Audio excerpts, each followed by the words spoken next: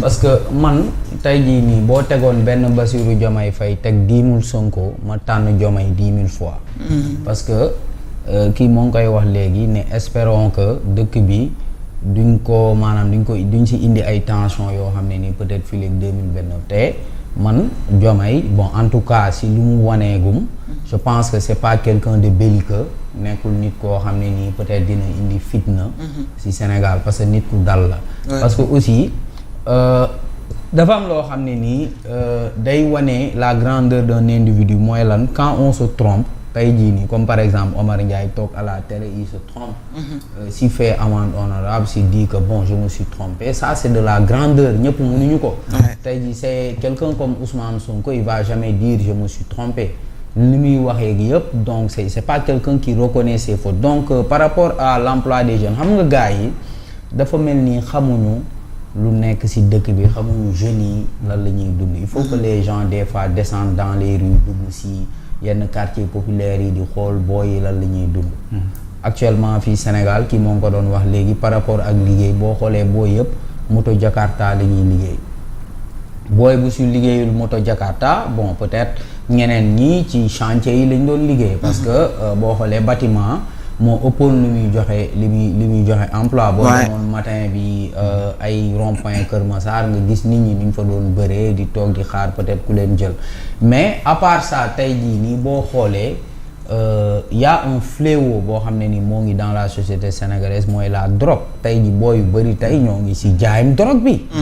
yenn boo yaa ngi jaay couche léegi lu gën a garaaw sax mooy am na loo xam ne nii sax doo ko doon dégg dans les rues sénégalaises mooy da nga koy dégg léegi mooy la drogue dure le crack le crack est aujourd'hui dans nos rues est-ce que les autorités ils le savent peut-être qu'ils ne le savent pas mais tey jii nii booy yu bëri ñoo ngi ci jaayum sinébar boo xam ne nii mooy crack donc ça veut dire que tey les jeunes ils sont au bout du rouleau moo tax tey Sénégal loo fi dul loon dégg tey da nga koy dégg xam nga temps yi passé yaa ngi dégg benn cambriolage boo xam ne nii moo ngi xew Diamniadio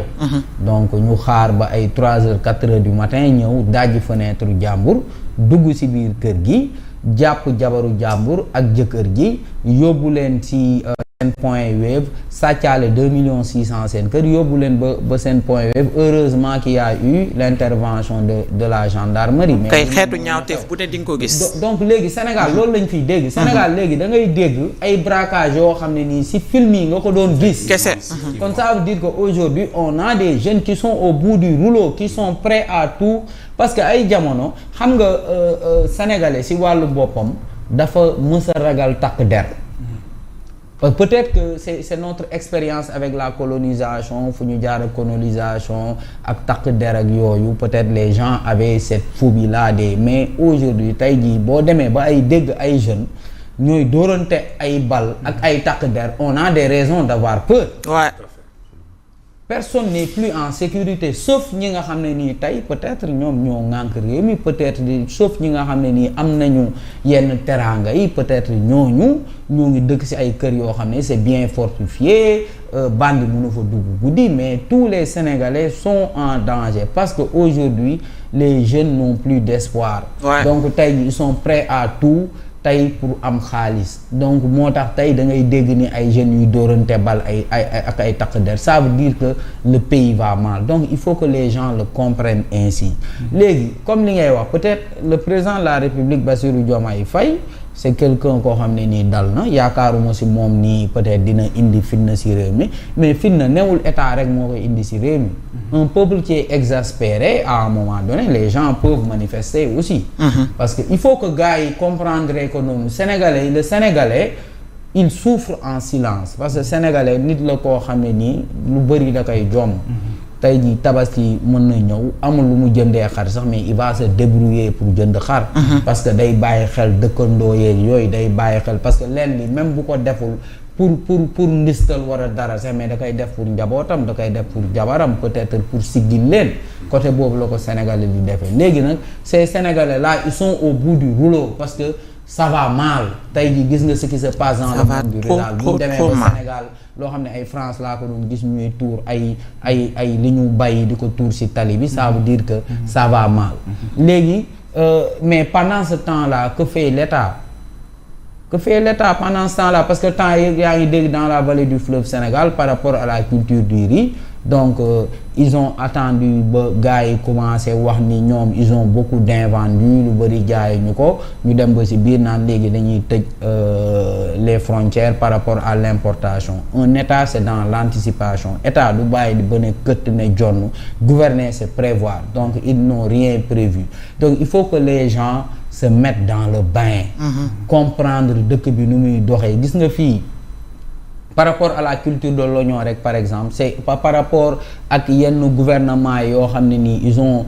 su faire une bonne politique il y a beaucoup de gens qui sont enrichis dans le monde rural parce que les gens ils ont su prendre les bonnes décisions au moment opportun il faut que état bi tamit ñoom parce que xam nga temps yi ñoo ngi doon wax par rapport à la grève générale tu sais ce que j'ai dit nañ comprendre tout ça mais il faut que les gens se mettent à la tâche aussi parce que sénégalais yi dañoo sonn.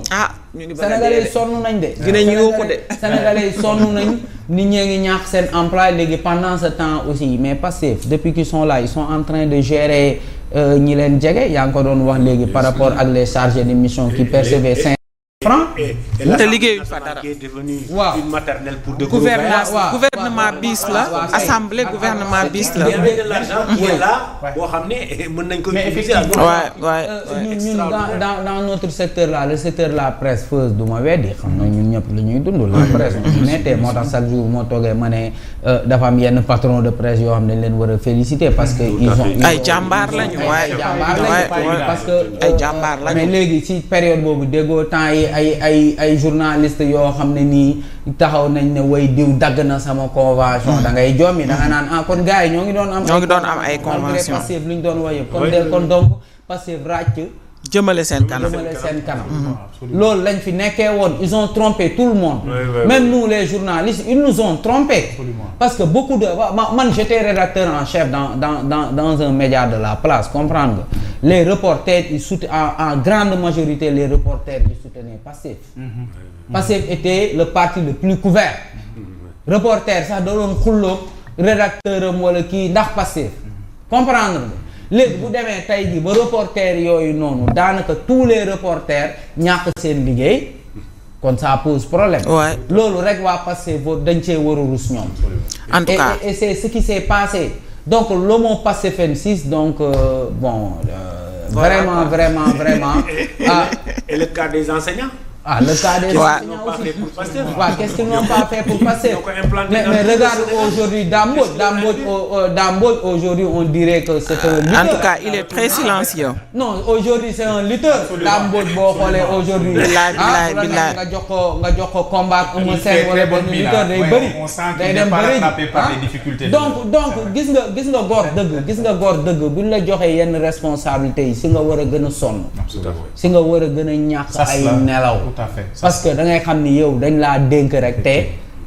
gis nga la justice humaine est imparfaite mais la justice divine elle est parfaite yàlla borom bët bu mag bi moom dara du ko échapper lu gën a sew atome sax yàlla xoolal xam na mais tàmbale nañoo gis kon gis nga kon donc on se rend compte que comme les gens ont eu à le dire comme Pastef ce sont des gens ils nous ont bernés en fait. Ils nous ont bernés c'est une grosse arnaque ils nous ont trompés et ils ont fait croire que Ousmane Sonko c'était un saint boo xam ne ni buy ñëw assemblée nationale ñu koy wayal lañ doon wayal yonent yàlla Mohamed ba muy dugg Médine loolu rek xanaa xamoo loolu noonu rek c'est non ça c'est gravissime mais loolu rek c'est grave loolu rek même pas service non et pour la petite anecdote je vais raconter une anecdote je parlais hier avec un jeune des Parcelles Assainies nga xamante ne il m'a dit Bokar bu mu masaanee takk lam sax Ousmane Sonko dafa naan ma teggi ko dindi ko chaîne sax mu dagg ko téye ko ne ma gëmul woon yooyu quoi